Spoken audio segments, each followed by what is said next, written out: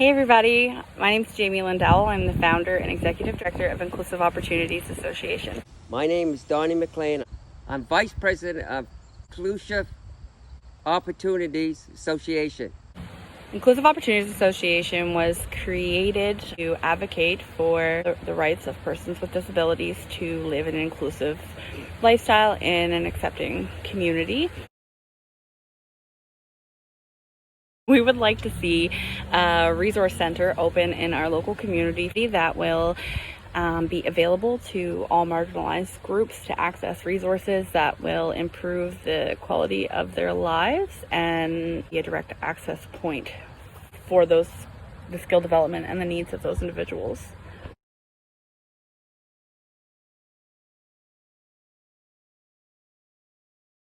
Donnie, what is your career goal and what do you need to be successful?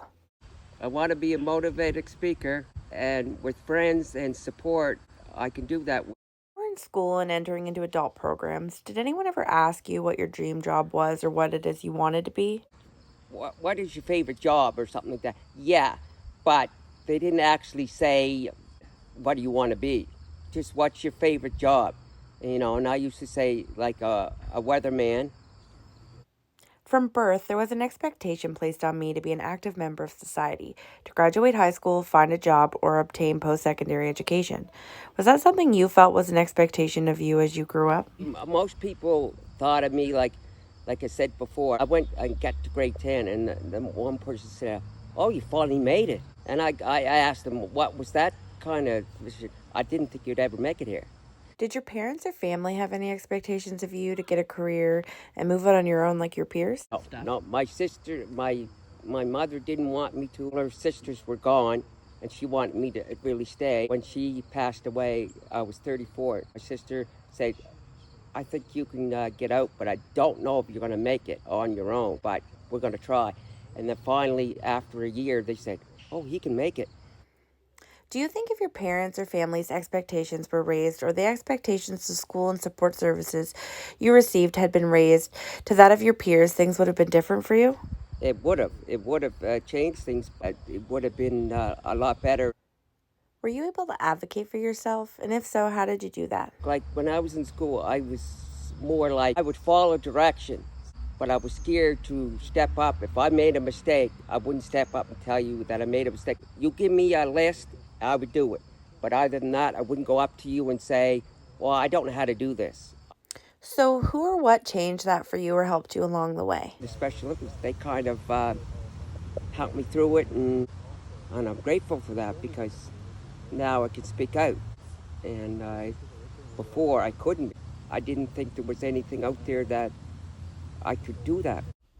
How does being able to advocate for yourself make you feel? Now I feel that people actually taking me, like they like speaking to me, they like talking to me. They don't put me down. It's like now I'm accepted. I got knowledge, and some people are actually listening, and it makes me proud that I've got something out there that I can help other people. What do you think the biggest barrier is in breaking the stigma around persons labeled with a disability in our community currently? People see them from the outside. They don't see them from the inside. What talents has that guy got? And somebody will say, he doesn't got any talent. Well, let him try. No, we shouldn't. And then you bug them and say, okay, well, let him try. Oh, he could sing. He could sing real good. I didn't know that because you didn't let him try. Oh, he could sing better than some people without a disability. But you locked him up. You never know that. Yeah. I don't care who you are or where you come from. Everybody's equal. What do you think all people need to be successful? You gotta have a person that's gonna do that. Gonna get 3 or 4 bumps in the road. Now, I'm giving up on this. It's gonna be hard for you, and you gotta go get through it. So fun challenge that I accepted, we would do a pie auction. Members of our organization will get a pledge sheet to go to their family and friends and community members and accept pledges. The individual who raises the most money would be able to put a pie in my face. Our Vice President Donnie didn't want to pie me though. He had someone else in mind. Here's Donnie's challenge. I challenged the Premier to get a pie in the face for our fundraiser, and I hope he takes the challenge. Donnie wanted to challenge the Premier of Nova Scotia to take the pie in his face.